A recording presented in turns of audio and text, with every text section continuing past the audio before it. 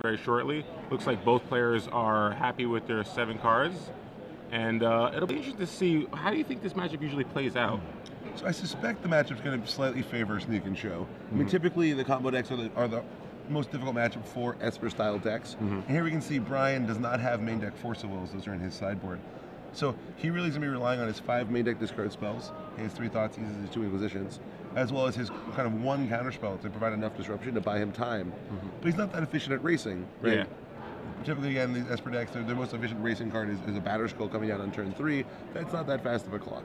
Yeah, and usually from a lot of the Esper decks we've been seeing this weekend, a lot of them play at least 3 Force of Wills in the main to sort of hedge against the combo decks that they generally have somewhat of a weak matchup against.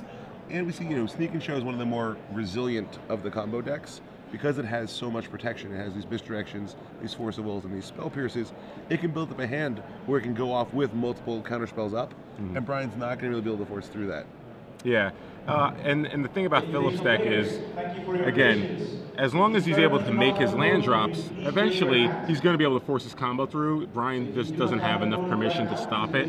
And generally the way the deck can beat Sneak Attack is by getting enough pressure in play and enough disruption to slow him down. But like you said, the Esper deck just can't put nearly enough pressure on their opponent for that to be a real factor in this matchup. I don't want you presenting your standard deck. That will be quite unfortunate. So we're having some final announcements here before we get the round going. 55 minutes for the rounds today. And it looks like, and Brian's had a lot of success in the Open Series. He's a Star City Games writer, obviously, so I think a lot of people not too surprised with his performance this weekend at 8-0.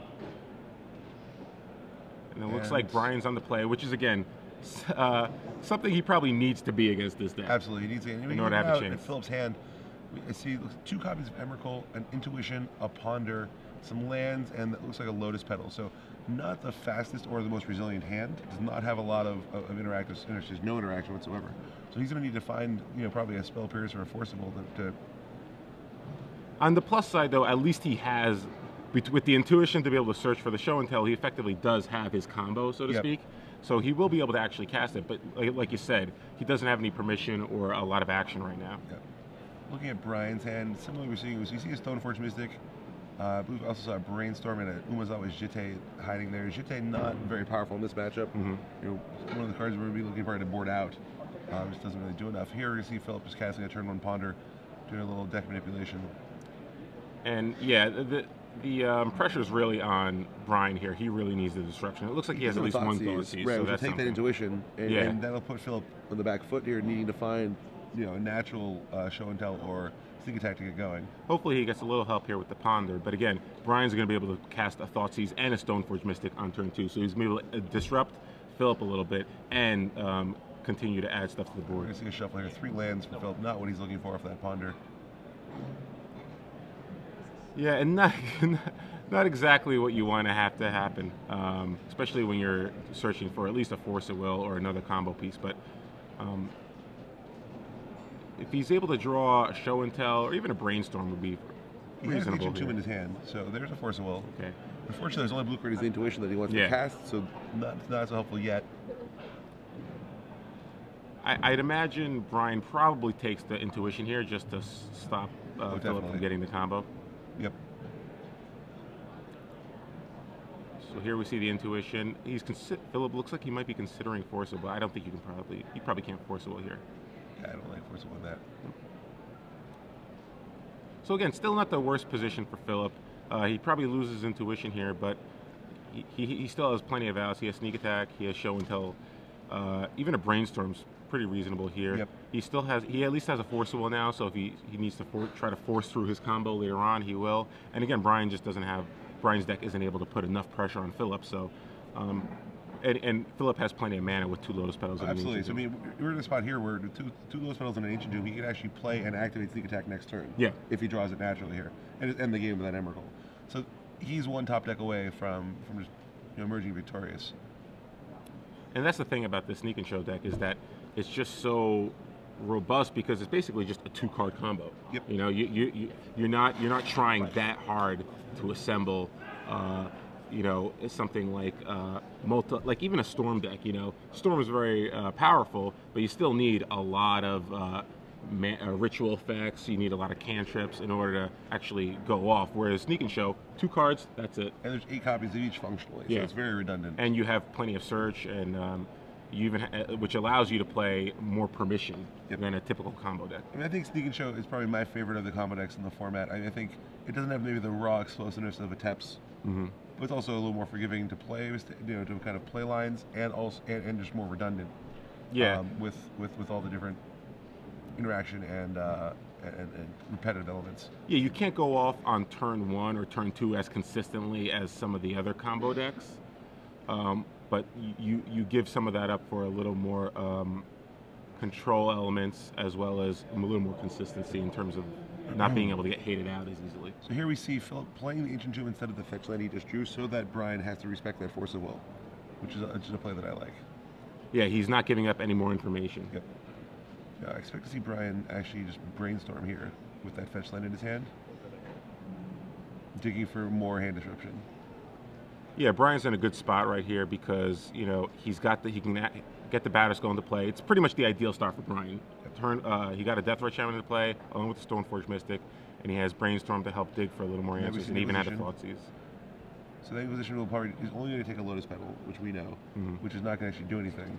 So he might, but I think he probably still will pull the trigger on it.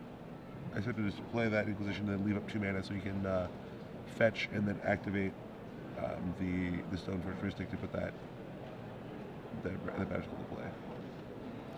Would you cast Intuition now, or would you Inquisition now, or would you wait maybe a turn? So you have to think about what are you getting. So it's possible you certainly can wait 1 turn. I don't dislike that.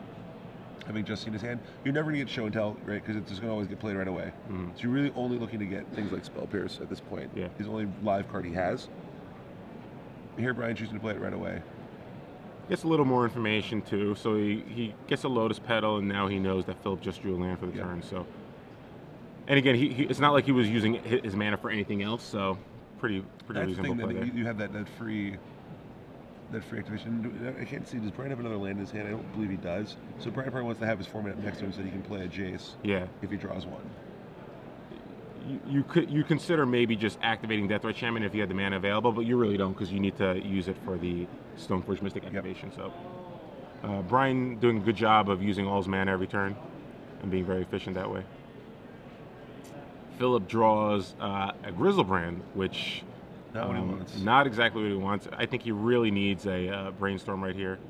Or again, Sneak Attack would be great. Any of his combo pieces would be fine, but at least Brainstorm would give him another reasonable draw step. I mean, he has like 15 draws he really wants, right? He has the 4 Brainstorms, the 3 Ponders that are left, and then 4 of each of the combo pieces. Yeah. So that's a large number of very live draws. Yeah, 15 good draws here. But Brian is going to be pressuring with the Batterskull. I believe he also has a Jeté, or he might have shuffled the Jeté. He pre-shuffled that in, I believe. So between the Batterskull and the Deathrite Shaman, he's got a reasonable clock on board right now. Excuse me there, guys.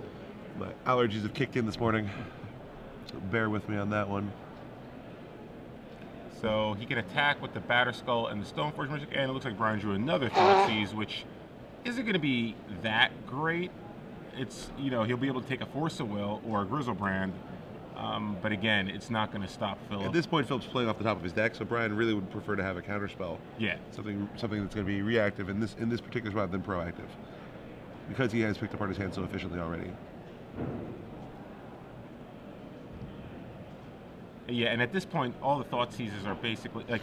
I think you still Thoughtseize here and probably just take the Grizzlebrand, because if you do draw another Thoughtseize and Phillip blanks again, you could still just take the Emrakul and he would have. Well, he has 2 Emrakuls in his hand. Oh, that's right. So he has a lot of redundancy on his terms of his threats. Yeah, here Brian looking to get the max amount of damage on the board. It's going to probably activate the Deathrite Shaman to deal 2 at the end of the turn, putting him to 12, and the next turn be able to put him to 10, 6, 4. Yeah, and we're getting to the point here where Phillip isn't really going to be able to survive, I think, another 2 turns. I think he basically has this turn and maybe 1 more. But yep. He's going to have to if he has to tap that Ancient Tomb. Yeah. Now Thoughtseizing the Grizzlebrand is relevant, because Grizzlebrand's one, although Brian also may have Swords of Plowshares, he did at one point, may have shuffled it away, but I don't think he probably did. Yeah. So Grizzlebrand won't do anything. Playing Emrakul and then just dying to the other 2 attackers is the most likely. And then we see the swords drawn. So Phillip, and even if he draws, let's say, a sneak attack, Brian now has enough permanents to sack to keep his Batterskull in play with the Germ token attached, which is then still going to be lethal. So I think at this point, Phillip might just be drawing dead. He just took him too long to get going.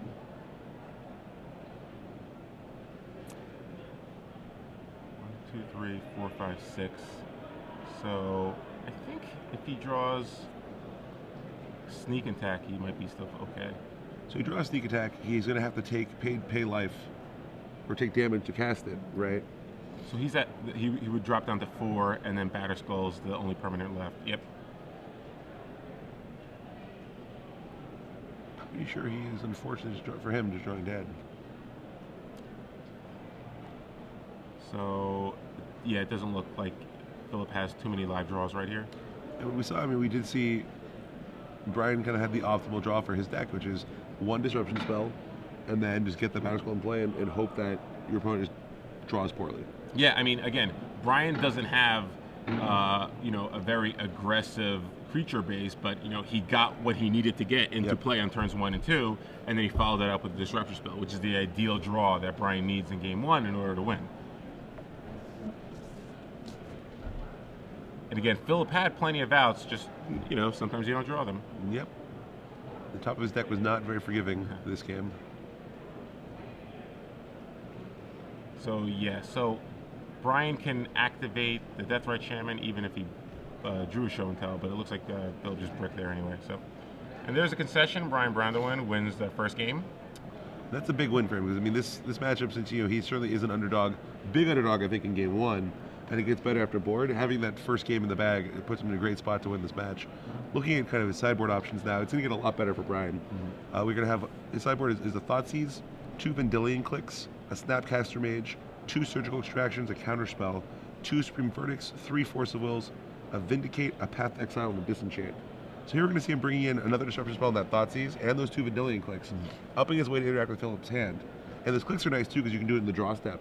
So like this game here, he's very subject to if Phillip rips a sneak attack and just kill him, Vendilion Click gives you an answer to that. Yeah, I really like the combination of hand disruption and permission that's coming in. So that's the exact way you want to attack this deck. Right. He'll bring in those 3. He'll probably bring in the 2 Surgical Extractions. I like those here because Phillip does only have 8 cards that matter. Right. Those 4 show and tells, those 4 sneak attacks.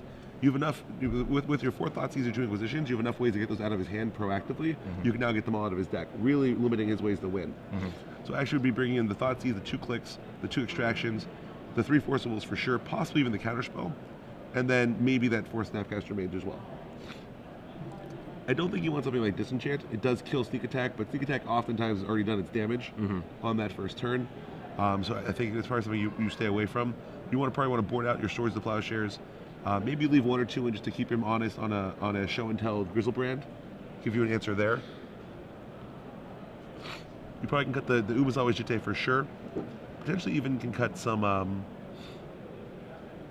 Liliana's maybe. Probably a little bit slow. Although the Edict ability on show and tell and Emrakul is pretty nice. Yeah, I think having a follow-up play to a show and tell Emrakul is probably a reasonable play there. So I think Liliana probably wants to stay in. I don't know if you need the Jace probably. It's a little slow. You can certainly cut 1. Among the creatures, I mean, Dark Confidant almost certainly staying in, trying to draw you more disruption. Stoneforge Mystic, you can shave the number of those. The one concern here is you want to make sure you still can have an efficient clock. Like we saw this game, it's very valuable to have a threat here on turn 2.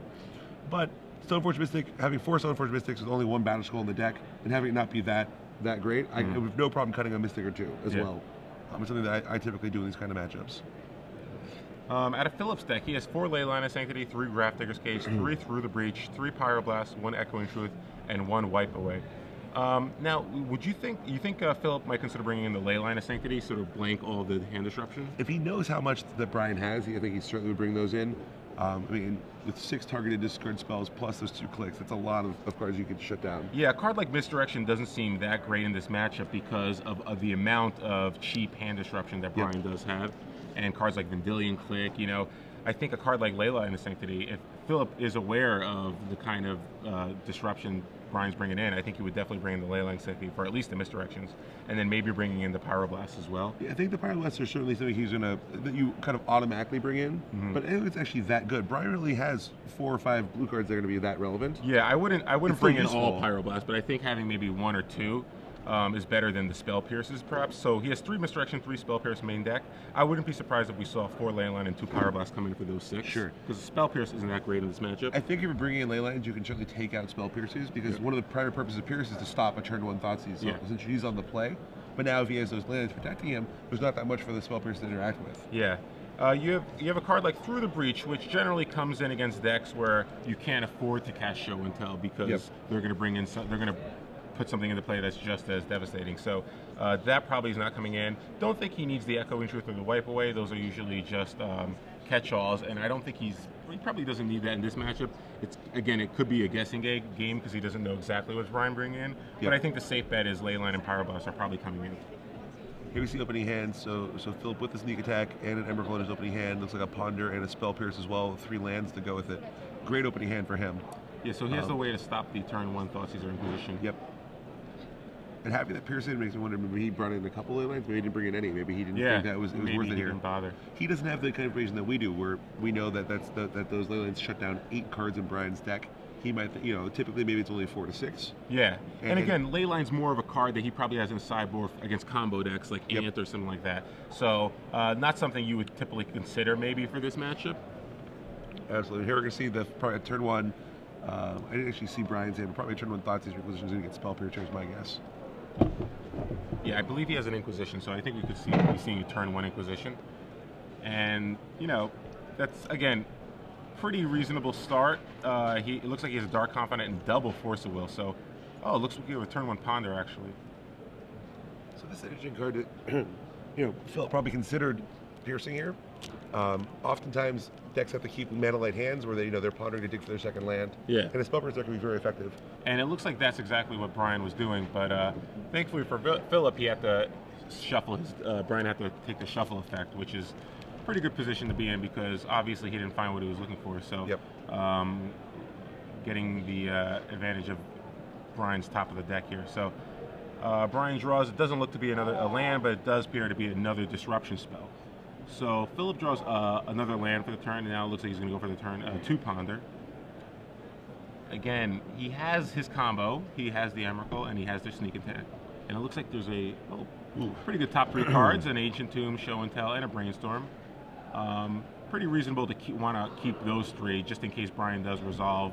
If Brian goes turn 2 Thoughtseize and Inquisition in order to force, even though Phillip has 1 Spell Pierce to counter one of them, one of the discard spells might resolve, so Phillip might want to just keep those 3 on top of his deck so he has the Show and Tell. It's an interesting order he's putting them back in that looks like he's considering putting the Brainstorm on the bottom, the Ancient Tomb on top, drawing that Ancient Tomb. And I kind of like this because he draws the Ancient Tomb. If Brian does cast Inquisition, for instance, he might consider just letting that resolve. Sure. And then next turn he can just cast... well, it looks like the line he's setting up here, just given the one downside here is he has to shuffle for that Spell Pierce mana, he loses now the Show and Tell. Well, I think he's going to let this resolve and just take the Spell Pierce. Why not? Because it's the same effect. All you're losing is a Spell Pierce. I think what he's setting up here is next turn Show and Tell into Sneak Attack, into activating and putting Emrakul into play. Yeah. Awkwardly here, though, I mean, it doesn't actually kill Brian. We don't have a follow-up threat or any follow-up disruption. We might have the same situation last game where it's like, okay, I'm on 7 outs to kill you. And yeah, but then again, the only difference is he was able to do 15 damage, he kills his land, and he has still a Sneak Attack in place. Sure, so it is a little better. And I'm not sure if Brian actually drew a land for the turn. I think he might have had only 1 land to start with, which is why the Ponder was so important for him, and he whiffed on turn 1. So, yeah, Sneak Attack. Oh, you're right. He has 2 Force of Wills. He does have 2 Force of Wills, though. But again, not that bad of a situation for Phillip because we know he has the Show and Tell on top of his deck, so tries to cast the Show and Tell. Brian obviously tries to Force of Wills that, and the next turn he can still go for the Sneak Attack. Yep.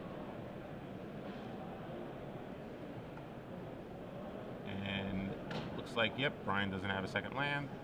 Phillip draws the Show and Tell for the turn. Still has that Brainstorm at the bottom of the library. And this is actually pretty good for Phillip right here because he can cast a Show and Tell without sacking the fetch land, so he can still draw that Brainstorm next turn if he wants to. This will certainly get Force of Will. Yeah, Brian doesn't even have anything that he can put. He has a Dark Confidant that he can put in play. But. Oh, he's ready to pitch the Jace here, keeping the second Force in his hands, but without a second blue card, it looks like. It looks like he has... Okay, so Jace of the Mind Sculptor gets pitched to Force of Will, and Show and Tell gets countered. And I believe Brian has 2 Dark Confidants, a Force of Will, and then another card in his hand that we can't make out. So it's awkward here. He really wants to draw a land, but he really wants to draw a blue card as well. Yeah, okay, so he has an Inquisition. Oh, Inquisition. he has a Surgical Extraction as well. What does he? Yeah, Surgical Extraction, double Dark Confidant, Inquisition of Kozilek, Disenchant. Interesting. So he did bring a Disenchant to try to deal with the Resolve Sneak Attack, which actually could become relevant here, potentially. Yeah, so it looks like Sneak Attack's going to be able to resolve here. He chose not to cast Inquisition because he knows what's in his hand. He knew Phillip just top deck a Show and Tell, so he knows exactly what's in the hand now. So it looks like Phillip's going to try to dig for a little more permission, maybe a Spell Pierce or a Force of Will, so he can try to... I like surgically these Show and Tells right here, I think. Well, the thing is that Brian knows what's in Phillip's hand. He knows he has a Sneak Attack. Sure. He knows he has an... Oh, he knows... That's right. Because he Inquisitioned the I last forgot he turn, knew about the Sneak Attack. which is why he didn't Inquisition this turn. Right, I forgot about that. He knew that the Sneak Attack was there. Yeah. If you don't know the Sneak Attack, I think you want to take the Show and Tells out of the live draws off this Brainstorm because you'll be able to cast them right away without passing priority. But I agree, if you already know about the Sneak Attack, that makes complete sense. So it'd be really interesting if Phillip just tries to jam a Sneak Attack right here because Brian does have the Disenchant. So, okay, Brian smartly chooses not to play the Sneak Attack, and which is, you know, still a good position for him because he has the Brainstorm. So if Brian does draw a Thoughtseize as opposed to another land, he can still use Brainstorm to hide it. Yeah, so Brian doesn't have a second land here, and not much he can do. He doesn't have another blue spell that he can pitch to the Force of Will. So it looks like Phillip's going to be able to get a Sneak Attack to resolve next turn. Chooses to draws a Volcanic Island for the turn. Let's see, is he still afraid of Force of Will? Or will he go for it? Yep, looks like he's going to go for a Sneak Attack here. Which makes sense with the Brainstorm still in his hand. These 2 fetch lands, he's enough. He can play around. He can play around Spell Pierce. And it does appear like Brian will have to let that resolve. One thing I think I would have done is I would have fetched first. Yeah, you don't want to. Well, with 2 fetch lands, he could probably respond to any. With the second fetch activation, that's fair. And I guess it's just 1 blue-black mana. You're not really that concerned. And I believe Phillip does have another. I believe he has Emrakul and Grizzlebrand in hand. He does. So he should be able to lock up the game this turn. Lethal coming across right now. Gets a mountain and a Volcanic Island and 2 activations. Yep, Emrakul and Grizzlebrand. Super Twins are coming into play to finish this game up. And there we go. All right, off to game 3. Here we saw Brian, just being stuck on 1 land, not a lot you can do in that spot. Yeah, and it tried to fight back. Looked like Phillip didn't board in the ley lines. It looked like he kept in the Spell Pierces. Probably just boarded in Pyroblast or maybe some copies of the Spell Pierce. Maybe trimmed some of the numbers. But it did look like Brian brought in the Disenchant. So, do you think maybe? What do you think he's thinking of? Maybe he's afraid of. Do you think he thought Leyline that he might be coming in, or he just wanted to deal with the Sneak Attack? Having a way to deal with the Sneak Attack once it's resolved isn't unreasonable because there are a lot of times where Phillip will just jam it onto the board, and then having it out to draw is nice. Well, the interesting thing is sometimes they'll like only have enough mana for 1 or 2 activations of a Sneak Attack. Yep. So if the card they sneak into play is a Grizzlebrand, so usually they'll activate the Grizzlebrand to draw 7 cards. In response, if you're able to disenchant it, they might not have enough life to activate again to try to draw that second threat to bring into play. So disenchant's not not a terrible option here. Even though obviously once the Sneak Attack into play, it's going to do some work. Yep. But still, Brian could actually get some value out of his disenchants. I would still just rather be building my game plan around I don't think you want to build a plan around the worst case scenarios like that. I would really want to configure my entire 60 card deck to keeping that Sneak Attack out of play. Yeah, but this might be a situation where Brian just thinks he has too many cards in his main deck that just aren't effective in this matchup. I can't imagine that though. He has so many cards he wants to board in. Thoughtseize, 2 clicks, 2 Surgicals, 3 Forcibles. That's a lot of cards he's bringing in here already. That's 8 cards. He has a Snapcaster and a Counterspell, which both are certainly reasonable. That gets up to 10 cards he wants to bring in. He does not have 10 dead cards in his main deck. I could see Jace's, 3 Jace, 4 Brainstorm. I could see those coming out. I could see one of the The Jitte's coming out possibly. The Jit definitely comes out. Yeah. We saw actually. We did see a Jace in his hand, though, so yeah. It's possible he takes out all the Stoneforge Mystics and both the equipments. That's one reasonable option. It tries to become a pure control deck. And again, Stoneforge is not a huge threat, and if you're bringing in Vendilion Clicks, you do have a way to attack, you know? He has 3 Snapcaster Mage, he'll go up to 4 after board, so 4 Snapcaster Mage, Vendilion Click, and just a bunch of disruption might be enough. You don't need to go turn 2 Stoneforge Mystic searching for a Batter Skull. Well, I absolutely agree with you there. And I think this is a spot where those might be the cards that are coming out. And especially on the draw, I don't even think you can afford to go turn 2 Stoneforge sometimes, just because of how quickly Phillip's deck can go off. So yeah, I wouldn't be. It's probably Stoneforge could be. The Stoneforge package could just be coming out of the sideboard. That is one of the main reasons why I shied away from playing a Stoneforge deck in Denver. Is I thought Stoneforge, that card itself, is just not very good against unfair decks. It's just too slow. Yeah, obviously a card great against fair decks, not very good against control deck or combo decks, just because it's a little too slow. And both players still shuffling here, and you know, again, Brian's able to be on the play this turn. He's not going to be able. Spell Pierce won't be able to stop an Inquisitioner, a turn 1 Inquisitioner, or Thoughtseize. So Brian's still in pretty good shape. I think his sideboard plan after board, as long as he draws lands, I think is still pretty solid in this matchup. And here we see 2 Force of Wills, a Pyroblast, and a Show and Tell with 3 lands. Looks like that card might be a Grizzlebrand for Phillip. A Disrupt, yeah, I think actually it's a Grizzlebrand in the back. So, and it looks like it's an Ancient Tomb and a Fetch land potentially. So Phillip might just have a turn 2 Grizzlebrand in his hand. Yeah, and Brian has a really good start. He has a turn 1 Deathrite Shaman. He also has a Dark Confidant to follow it up with, but he also has Vendilion Click. So that might just be too slow here, though. I think we're gonna see a turn 2 Show and Tell with Forcible backup, dropping Grizzlebrand into play. Well, and having Pyroblast to protect us. That's a pretty fast start, yes. But so. Oh, wow. Inquisition drawn. Okay, so that's Inquisition. So yeah, it depends on what the line here is. Do you think Brian just plays the land and he tries to sort of Vendilion Click on the upkeep? Or so he's going to be. So it looks like he's going to go. Okay, so Inquisition here. Forcible, I suspect. It has to. Like, you just Forcible and you go for it here. But it depends on how much respect he gives. Yep, it looks like Brian's that's interacting. His hand can't really take another line because he doesn't have any kind of deck manipulation. Yeah. He can't afford to try to just say, okay, I'll let this resolve, take my Show and Tell, I'll just draw another one eventually. Yeah. And he still has a Pyroblast too. The only concern is here, if he only has a Grizzlebrand to come into play, Plowshares will stop that, but again, at least he's going to be able to draw some cards off that. And you have to figure Brian can't possibly still have 4 copies in, maybe he has 2. Yeah. And yeah, he'll get at least 1 or 2 activations out of it. So I think it's a spot where and seeing him get a Tundra now, so you know, okay, he's probably not Thoughtseizing me again, unless he's going to, activate the Deathrite Shaman for black, which we know he's not. He's playing a Bob. So, assuming we get a Show and Tell next turn, we're probably going to see a Click come into play for Brian. Probably clicks himself at this point to try to draw either a Jace the Mind Sculptor or some way to deal with the Grizzlebrand.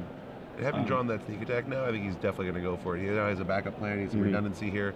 Go ahead, just fetch up an island, and let's we're off to the races. Yeah, I think it's a reasonable plan here. You just want to cast Show and Tell, get a Grizzlebrand into play. Again, Brian still has outs to it. He's plenty of cards that can deal with the Grizzlebrand, but Phillip's still going to be able to draw a bunch of cards off the Grizzlebrand, and he has the sneak attack as redundancy next turn. Yep.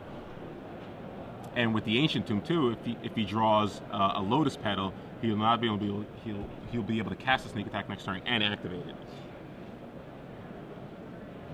Yeah, and Phillip's dropping to 16 now, I believe, so still in a pretty good shape life-wise, and Brian's really not threatening that much. So yeah, Click comes to play. Not a Caracas. So what's Brian's last card? Looks like it's a Brainstorm. He's a Brainstorm and something. What's the other one? Can't tell. Okay, so you decided to click Phillip. Okay, so taking the sneak attack likely. I would assume so. And make it Grizzlebrand do a little more work. And the fact that, so I think the other card was Counterspell, actually. It may have been. It was Brainstorm and another blue card. So it looks like Brian's thinking about what to take here. You'd imagine he'd probably take the sneak attack, but again, with Phillip being able to draw 7 cards, maybe... You don't want to leave him, though, with one of his pieces in his hand. Yeah, I think you want to make him there. work for it. He already used 1 show and tell. Only has 6 copies left of either a sneak attack or a show and tell, so probably just take the sneak attack here. Yeah, it looks like Brian has 2 copies of Brainstorm in his hand. Brian allows him to keep both cards, reveals a Flooded Strand with the Dark Confidant, and draws another land for the turn on Tropical Island. So those Brainstorms are going to have to get a little lucky here. Thankfully, he did draw a sack land, so he'll be able to shuffle away some of the cards he doesn't need, like a Tropical Island. He's tapping his white mana again, suggesting maybe there isn't a Swords in his future.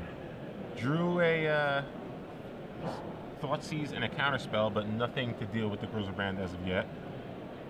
So Tropical Island and another land might go on top of his library, and then the fetch land might give him another crack at searching for an answer. So it looks like Tropical Island and another land are going on top of the deck.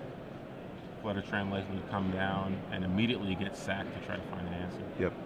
And again, with the Deathrite Shaman and the Flooded Strand, he has still access to white mana, so Plowshares is still an out if he still has it in his deck. Yep. Could maybe even have brought in the Vindicate, just as a more versatile answer. Okay, so it looks like he's going to surprises me. I think you want to try to find a Swords first, because you can Swords of Grizzlebrand and make him draw a 7 and then Thoughtseize. He might just not have it in his deck. You know, he might not have. He might have taken out all the removal. If that's the case, I'm not sure what our plan is here against this Grizzlebrand. Yeah, maybe. Maybe he was. I was assuming like he was digging for like a Liliana, at least. But Grizzlebrand being activated end of turn. Interesting. Don't actually need to do it. The guy can just activate main phase, but it's all right. Yeah. So decided to activate it main. Did not find much. Yeah. A lot of land and a couple ponders. But you don't need that much with the Grizzlebrand. True. So he still has that Pyroblast in order to stop, possibly a Jace. Probably just gonna Pyroblast that click out of the way, even maybe. Yeah, we're probably gonna see a Ponder first, try to dig for something else. And some more. Nothing good. That's getting shuffled away for sure. Yeah, I don't think he needs to. I don't think he needs to Pyroblast the click. I think he's fine with just winning with the Grizzlebrand. Brian doesn't have that many answers. He really doesn't want to lose to a card like Jace the Mind Sculptor if he doesn't have to. Again, he's going to be able to gain 7 life off of the lifelink ability of Grizzlebrand, so he'll get another crack at drawing 7. Not even finding a Lotus Petal is unfortunate. Yeah. So Phillip gains 7 life. Does he draw another 7? That's the real question here. Well, with Brian has 5 points of power worth of attack, and he also has a Deathrite Shaman which he can activate at the end of Phillip's turn. So dropping him to 14, and then the 5 will drop him down to 9. So yeah, it's drawing 7. You can't really do that right here.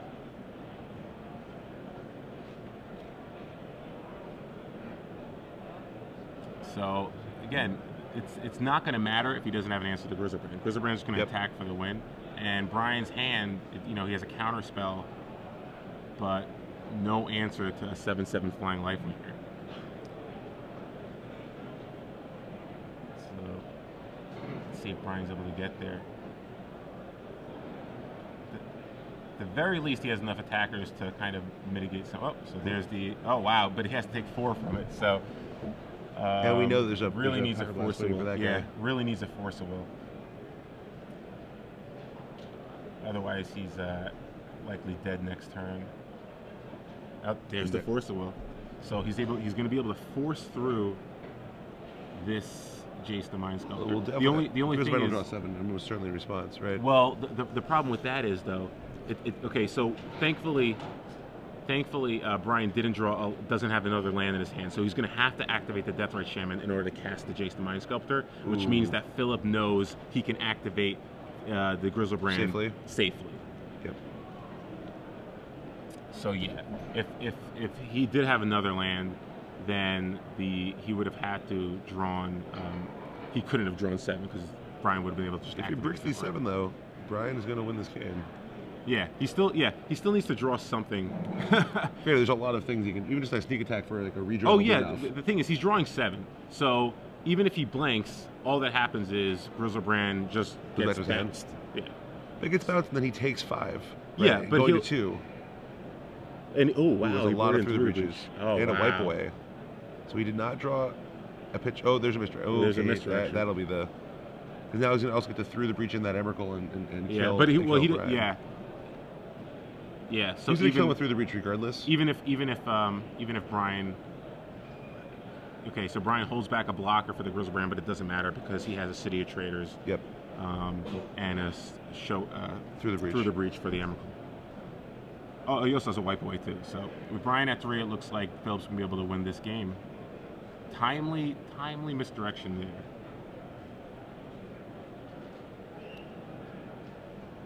And it's funny to say that he really needed to find something in those 7 cards that he just drew. He had a lot of looks. Yeah. But you surely can blank. I mean, Phillip goes to 3, casts through the breach, and Emrakul will join the party and make short work of Brian Braun-Duin, dropping him to 8-1 on the weekend. Phillip going up to 9-0 on the weekend. Pretty good start for him.